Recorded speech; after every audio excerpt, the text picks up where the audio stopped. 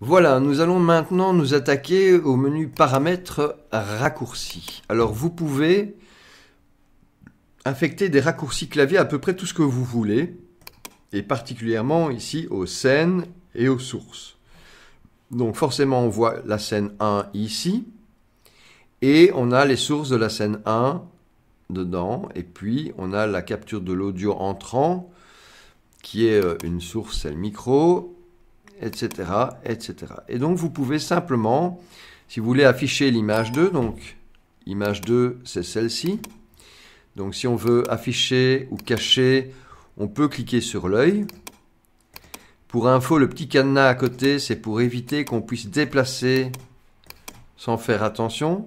Donc on enlève le cadenas pour pouvoir déplacer, et on met le cadenas pour pas risquer de partir avec l'image.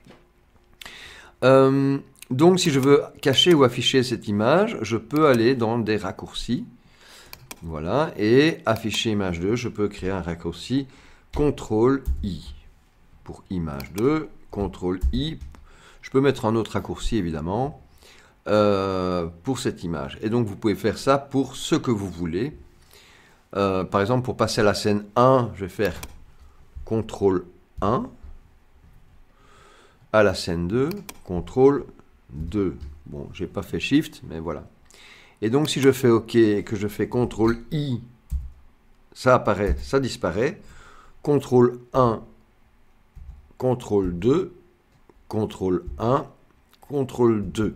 Ça vous permet en fait de gérer vos scènes avec le clavier, ce qui est évidemment pas mal. Et c'est juste à ça que sert le menu raccourci. Alors pour effacer, il suffit de cliquer sur effacer. Vous pouvez même annuler ce que vous avez fait. Et vous pouvez ajouter un deuxième raccourci. Voilà. Tout simplement. Voilà, c'est la fin du menu raccourci.